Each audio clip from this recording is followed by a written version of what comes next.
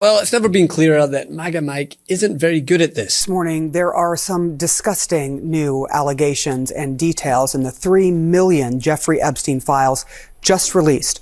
President Trump is mentioned in them more than 1,000 times. President Trump's name appears throughout the Epstein files, including in many of the new documents released this week. But do you have any outstanding questions, given that, about the relationship between President Trump and Jeffrey Epstein? See, when a crisis breaks, Donald Trump's defenders usually do two things: spin and redirect. But right now, even Mike Johnson, arguably the leading spinner in Congress, is struggling to make Trump look good, and in turn makes himself look worse. I mean, I've spoken to the president about this privately and personally many times, and he's spoken very candidly and openly to the public. He says the same things privately that he does publicly. He's never had any concern about that. Well, he said that I spent time on Jeffrey Epstein's island. I didn't. I mean, he's a lightweight, this guy. He's a terrible, I think he's terrible. I thought he did a terrible job at the Grammys.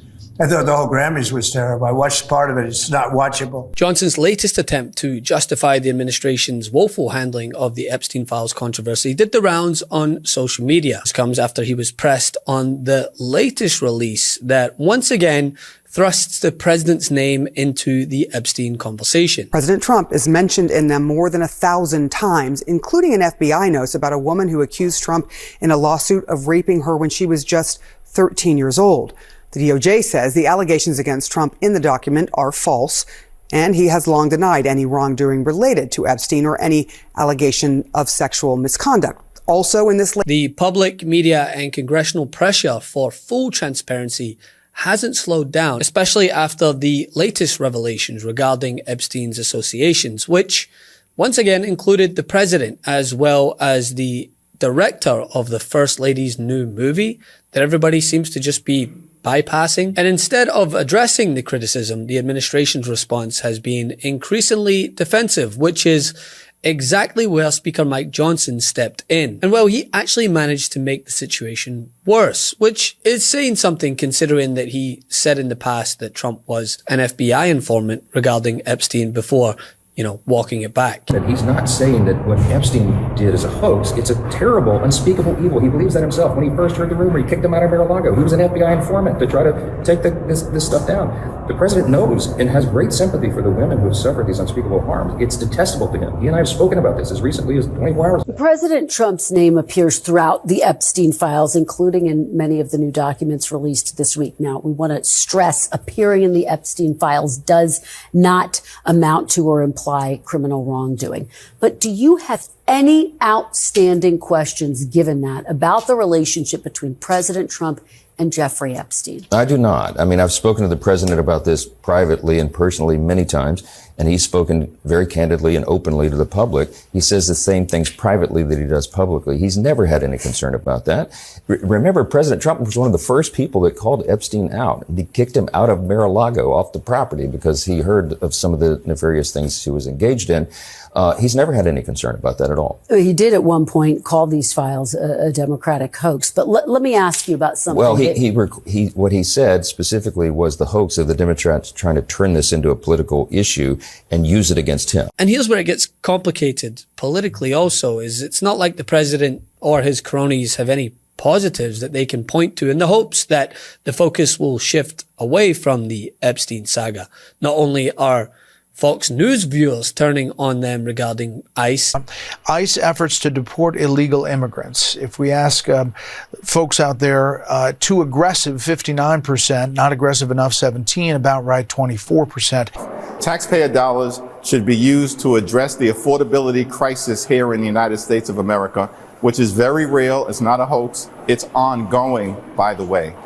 Taxpayer dollars should not be used to brutalize or kill American citizens or to violently target law-abiding immigrant families. So there are a variety of reforms that need to be put into place that the American people are demanding. Your own poll has shown that everyday Americans have concluded that ICE has gone too far and that behavior needs to be reined in. So one of the issues here is... But, the question I've asked a number of times today, Ted, is who goes to a protest and brings a gun? I mean, Was he not asking for some kind of trouble in that situation? No, I really don't think so, John. Look, I've been on this channel on numerous occasions where we talk about the Second Amendment and the right to carry firearms.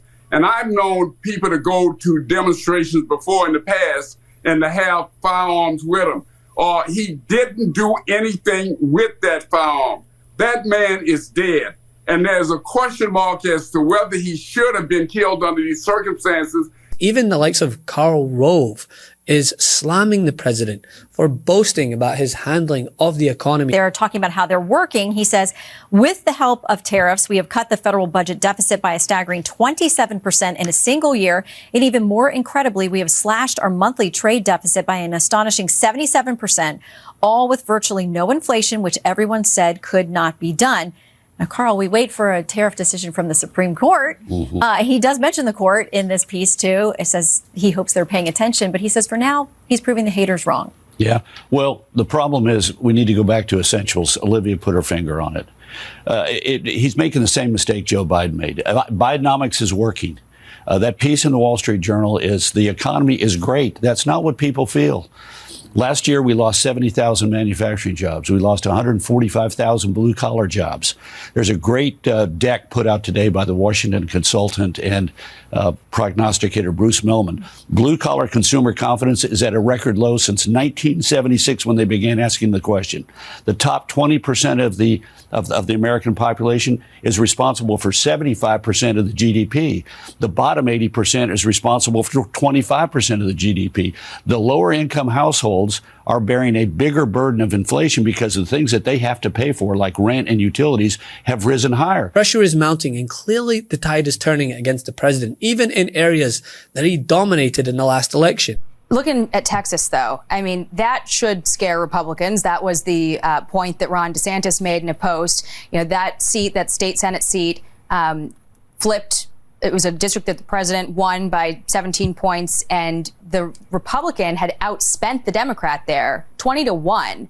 And still, you know, the Democrat took that seat. Ron DeSantis wrote, special elections are quirky, not necessarily projectable regarding a general election. That said, a swing of this magnitude is not something that can be dismissed. Republicans should be clear-eyed about the political environment heading into the midterms. That's exactly right. Texas 9, because what happened in Texas 9, it didn't just swing to the left. It took a rocket ship to the left. My goodness gracious, the Texas 9 Senate District election marches. This was a district that Donald Trump won by 17 points in 2024. The Democratic candidate in the special election on Saturday, won it by 14 points. That's an over 30-point shift to the left. Any Republican, unlike Ron DeSantis, who doesn't take this seriously, they should realize that this is very perilous. They ignore this result at their own peril. Ron DeSantis is right to say, hey, special elections can be quirky, but this ain't no quirk. And well, Mike Johnson's effort to defend the administration on the Epstein Files controversy does absolutely nothing to reinforce Trump's position. It is very clear it's not going anywhere. Notably, what people are looking for is mentions of President Trump, and there are thousands of them in these documents. Many of them, we should note, are news clippings, but there are some lists and summaries of unsubstantiated claims made against him from individuals alleging wrongdoing, including graphic depictions of alleged sexual abuse, including of underage girls. Some of those complaints date back to the 90s, others from more recently, around when he was campaigning for president.